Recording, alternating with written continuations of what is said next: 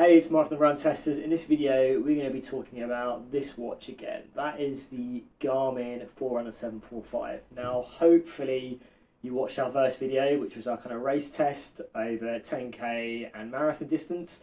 So now we've had a bit longer to kind of really spend some time with this watch, get a real sense of what it's like to run with, get a better idea of the kind of bigger new features that are built around training and analysis, and let you know, basically whether you should buy this and whether it's a good running watch. So myself, Nick and Kieran have been using this, and we're ready to talk about what we think. So this is our multi-tester verdict on the Garmin Forerunner 745.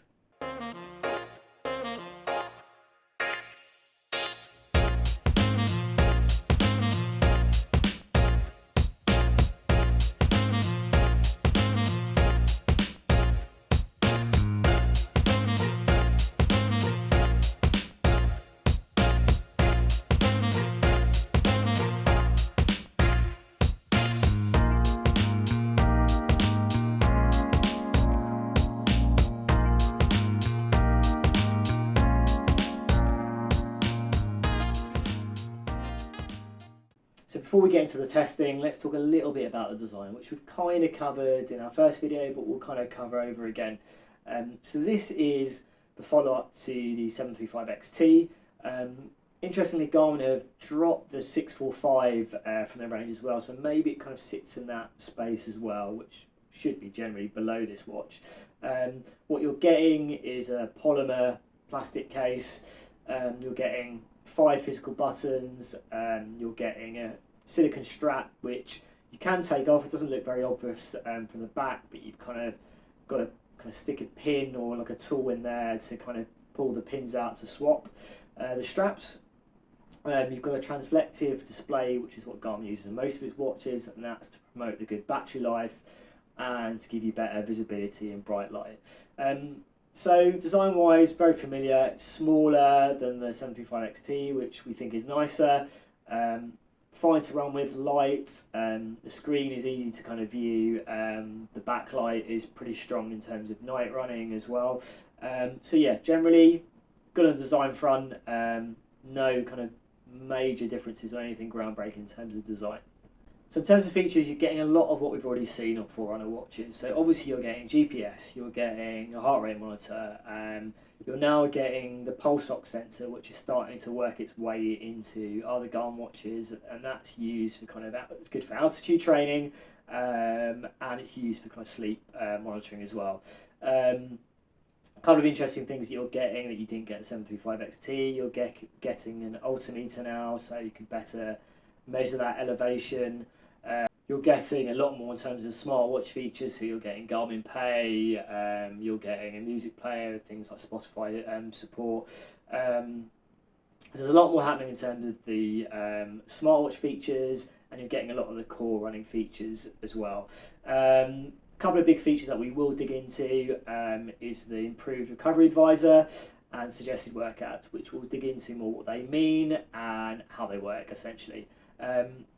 So there you go, there's the kind of main design and feature highlights. Now we're going to get into what it's like to run with. So in terms of running performance, I use the 745 kind of in tandem with my Garmin Fenix 6 Pro for a few weeks, which is my regular running watch, and really there's not a lot to pick between the two when it comes to everyday training. It's it's a really good watch, it's a high-end Garmin, it has all the stats you want, it has things like structured workouts, it's accurate, it's reliable. Yeah, you do lose things like navigation that you have on the Fenix, but that's not really a feature you probably use most days. It's kind of more of a special occasion thing, especially at the moment during the pandemic when you're not moving around very much. You're running routes you already know. So yeah, it's a really good training watch. Accuracy-wise, GPS looked good, everything checked out on that front. I think when it came to pacing, it was quite good under tree cover. I noticed it was pretty smooth, actually probably a little bit smoother even than the Fenix in terms of not jumping, that kind of your kind of lap pace, which is what I use mainly. It doesn't jump up and down very much, which it sometimes does in the Fenix under tree cover. Heart rate wise, it was so-so. Like, it would miss spikes and interval workouts. There was one run where it read too high for the entire thing. It's kind of your standard optical heart rate job, and you would want to link a chest strap to it to get the most out of this watch because of all the really impressive training features it has. So yeah, that was one slight downside, but that's pretty much a problem with all wrist heart rate monitors. They just don't really cut the mustard if you really want proper accurate heart rate monitoring. So in terms of running performance, pretty good for me. I think the data and the whole was reliable. GPS was nice and quick in terms of locking onto a signal. I used it against a Fenix 6 Pro and a Forerunner 945, and generally the data kind of matched up. I also used a heart rate chest strap monitor to test the heart rate accuracy. What I found was it was generally okay for the kind of steady runs. There was a few kind of random spikes for me in the data, which kind of pushed the max heart rate for that session.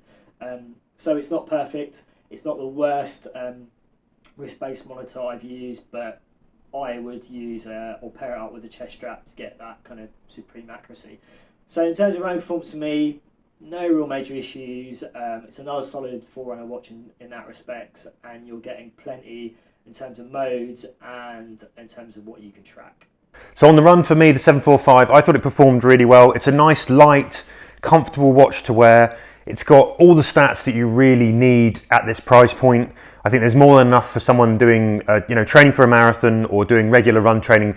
There's loads of training in the moment training stats. There's loads of post-run recovery stats, and it's ample for that. Screen nice and bright, easy to see. It's got the classic kind of Garmin UI, which once you're used to it is really easy to control.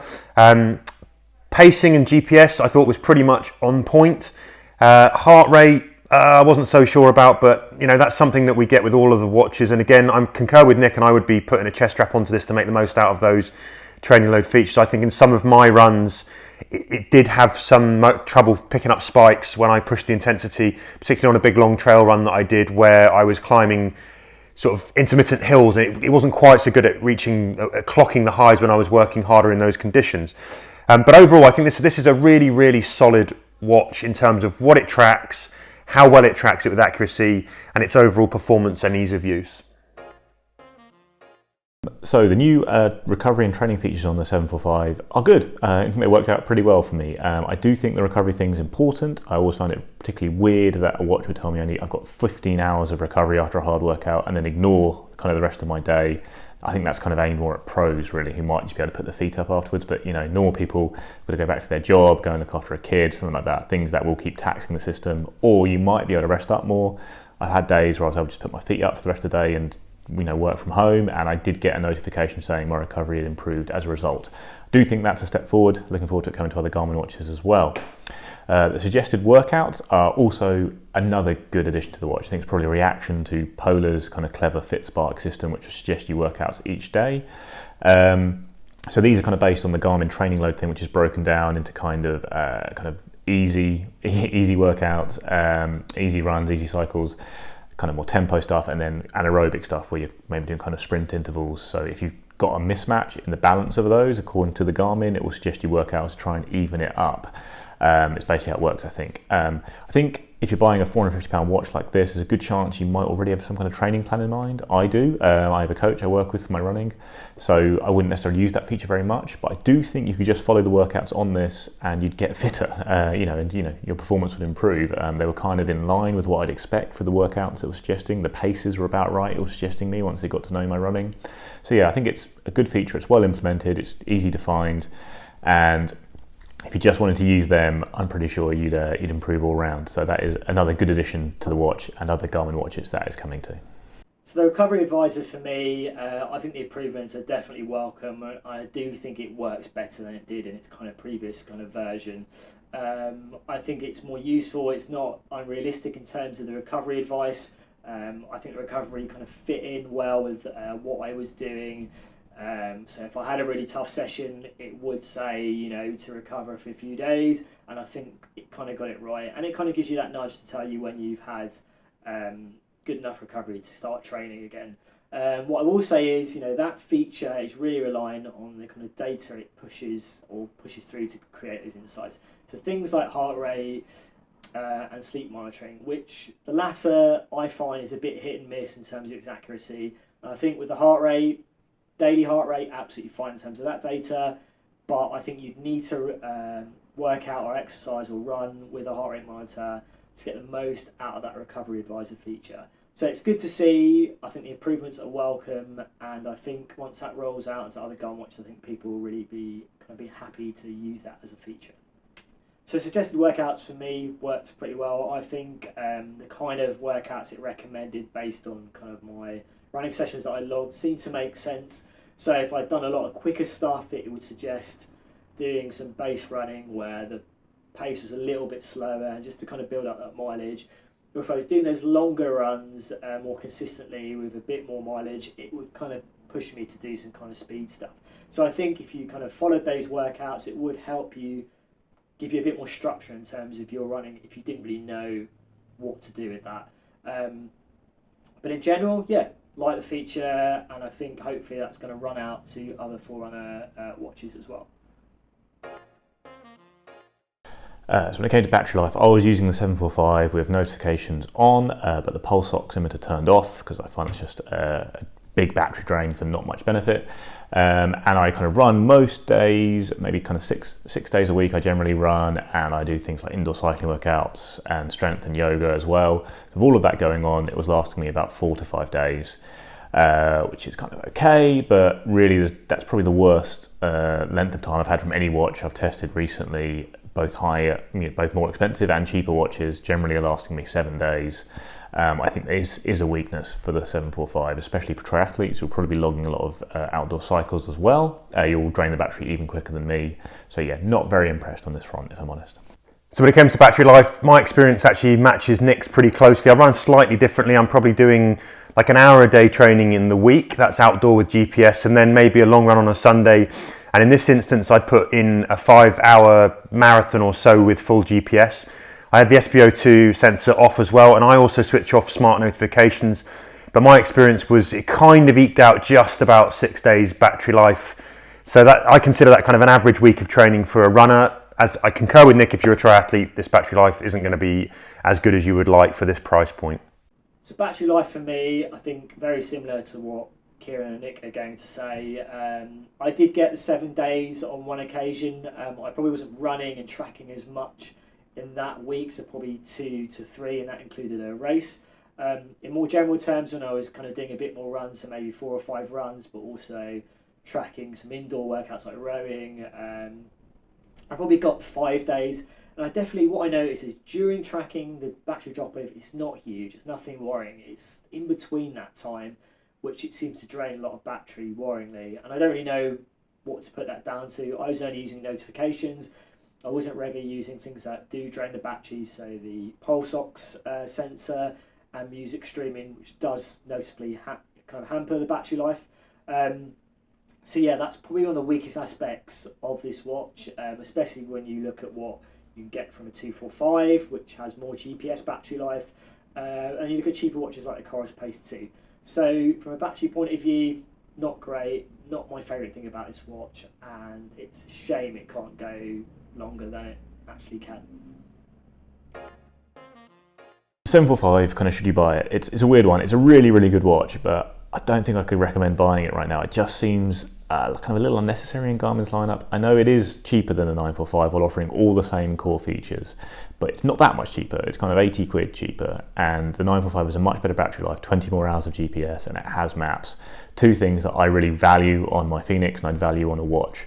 So basically, I think if you're spending £450, the temptation would be to spend the extra 80 and get a better watch all round. Obviously, 450 is also very expensive in general. Garmin still kind of puts a premium on the triathlon mode on watches, which I don't think is the case elsewhere now. Coros's Pace 2 is a very good, sports watch with 30 hours of GPS, does a lot of very good tracking. It is a triathlon watch and it's £180. If you just need that kind of, the tracking, and it has a good, good array of stats in it as well, it just doesn't really do the training load analysis that you get on a watch like this, then I think that's a huge saving that's worth making. But yeah, for me, I think it's too close to 945. I'd probably spend the extra for the battery life in particular. It's really useful, especially if you're a triathlete or a very, very keen runner who's logging outdoor activities every single day. So my verdict on the 745, it's a Garmin. It's got lots of those Garmin features that we know and love. It's a very, very capable watch. It comes with some extra features which are great. You know, the new recovery recommendations tied to what you're actually doing during the day is a bonus. The workout recommendations based off the back of also how well you're recovered are also bringing it in line with what we've seen on Polar with the FitSpark feature. But there's a big but to this. For the price point and for that battery life, for me, I wouldn't recommend this watch. I wouldn't spend my own money on it. I think you get better watches out there. I'd be inclined to upgrade if I had the extra £50 to spend on a 945, or I'd probably go for a Vantage V2 at the same price point, or I might be looking over at some of the Coros watches, which are really competitive in terms of what they offer and with that killer battery life. So we've only been testing the V2 for a short period of time. There's a lot more we need to test before we give a full verdict on that. But I think on paper and on my early indications of both of these, I think it's not really a competition. The Polar Vantage V2 is just a much better watch. You get more for the money. And the key thing really there is that battery life, which is such a huge distinction up against the 745. So my take on whether you should buy a 745, I think this is an interesting one from Garmin. Now, generally the running experience is solid. There's a couple of big issues for me though. The battery life is not good enough for me and it should be better. I think the pricing is not quite right and it's not, far enough away from the 945, which I think Nick has kind of alluded to as well. I think Garmin have got a little bit of a problem here where they are trying to cover different price points, but ultimately, are they giving you enough in between those watches? And I think with the 745, there's nothing inherently massively wrong with that tracking experience, but I just think the pricing and that battery life makes it difficult to recommend against other watches that might be cheaper and offer similar features, but also that 945 which gives you a bit more. So for me, 745, it's not one I think you desperately need to go and buy. I don't think it's going to let you down massively apart from the battery life, but I think you can get a bit more for a little bit more money, or you can actually get a lot of the features for a lot less as well. So that's our take on the 745. Now, if you've got any questions about anything that maybe we haven't covered with this watch from our own perspective, let us know in the comments. As always, like and subscribe, hit that bell to kind of find out about our new videos, and we'll see you for the next Run Testers video.